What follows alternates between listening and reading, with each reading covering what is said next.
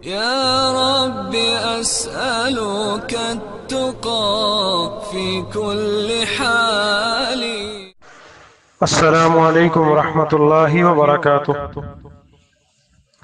جیسے جیسے قربانی کے دن قریب آتے جا رہے ہیں اسی طرح سوشل میڈیا پر اس کا تذکرہ بھی عام ہوتا جا رہا ہے۔ کوئی جانور کے ساتھ سیلفی لے کر فیس بک پہ اپلوڈ کر رہا ہے تو کوئی ویڈیو بنا کر لطف اندوز ہو رہا ہے، کوئی بڑا سا جانور لانے کی کوشش میں ہے تو کوئی مہنگے سے مہنگا جانور خریدنے میں لگا ہوا ہے۔ اسی تناظر میں ہم نے یہ سوچنا ہے کہ ہم قربانی جیسا عظیم عمل کس کی رضا کی خاطر کر رہے ہیں؟ کہیں ہم ریاکاری کی بھیڑ تو نہیں چڑھ رہے؟ کیونکہ قربانی کے لیے رضا الہی ضروری ہے۔ ریاکاری اور دکھلاوے سے قربانی ضائع اور رائے گاہ چلی جاتی ہے۔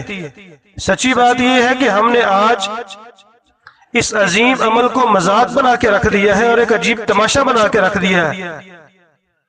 جیسے ہی قربانی کا جانور لینے کی خریدنے کی باری آتی ہے تب بھی ہم تصویریں بناتے ہیں، جب ہم جانور کو گھر میں لے آتے ہیں تب بھی تصویریں بناتے ہیں، سیلفیاں لی جاتی ہیں، بچوں کو ان کے ساتھ کھڑا کیا جاتا ہے، اپنی ساتھ تصاویر بنائی جاتی ہیں۔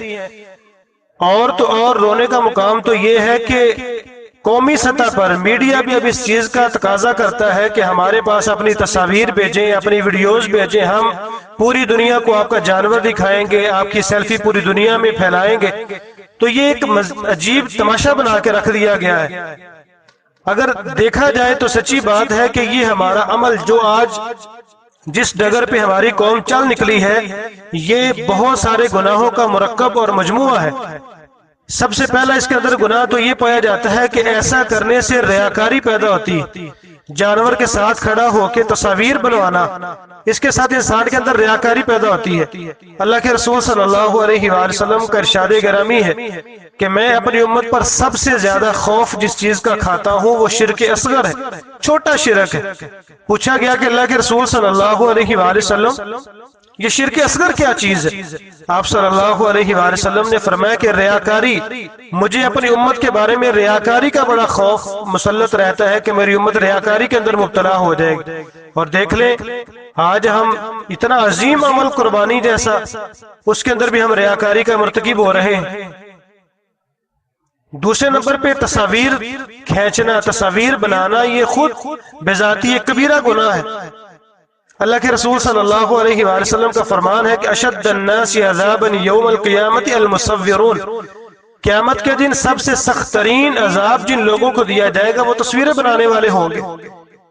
اور دوسری سزا یہ بیان کی کہ وَيُقَالُ لَهُمْ أَحْيُوا مَا خَلَقْتُمْ، قیامت کے دن اللہ تعالیٰ ان سے کہیں گے کہ یہ جو تصویریں، یہ جان جو تم نے بنائی ہے اس کو زندہ کر کے دکھاؤ۔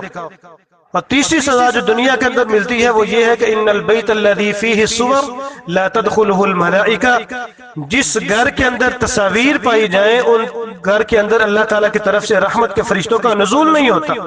اور ہم ہیں کہ بڑے فخر کے ساتھ اور بڑی ڈٹائی کے ساتھ ہم تصویریں بناتے ہیں، سیلفیاں لیتے ہیں اور ویڈیوز بنا کے فیس بک پہ اپلوڈ کرتے ہیں، واٹس ایپ پہ اسٹیٹس لگاتے ہیں اور میڈیا کو سینڈ کی جاتی ہیں تاکہ ہمارا ٹی وی چینل پہ، نیوز چینل پہ ہماری تصاویر اور ویڈیو کو اپلوڈ کیا جائے، چلایا جا سکے۔ تیسرا گناہ جو اس کے اندر پایا جاتا ہے وہ یہ ہے کہ غریب اور کمزور لوگوں کی حوصلہ شکنی کی جاتی ہے۔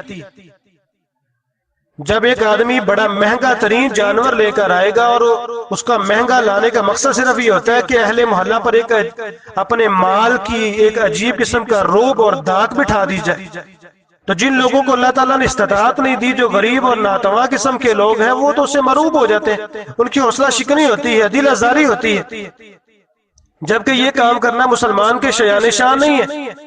اللہ کے رسول صلی اللہ علیہ وآلہ وسلم کا فرمان ہے کہ المسلم من سلم المسلمون من لسانہ ویدہ، سچا مسلمان تو وہ ہوتا ہے کہ جس کے ہاتھ اور زبان کے تکالیف سے دوسرے مسلمان محفوظ رہ سکے، لیکن آج ہم بڑے فخر سے یہ کام کرتے ہیں۔ تو عزیزان گرامی، اگر ہم بھی وہ قربانی کریں جس کا شریعت ہم سے تقاضا کرتی ہے تو بطور انعام ہمیں بھی عزتیں مل سکتی ہیں، عروج مل سکتا ہے، رفعت اور بلندیاں مل سکتی ہیں۔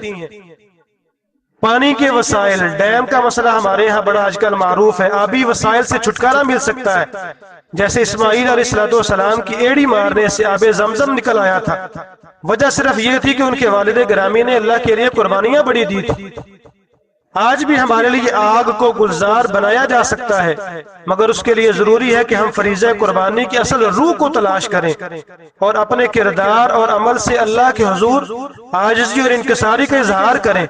اللہ بے نیاز ہے، وہ ہماری نیاز مندی کی لاج رکھ کر ہمیں ہر جگہ سرخروئی عطا فرمائے گا۔ اللہ تعالیٰ سے دعا ہے کہ خالق و مالک ہمیں عمل کی توفیق عطا فرمائے۔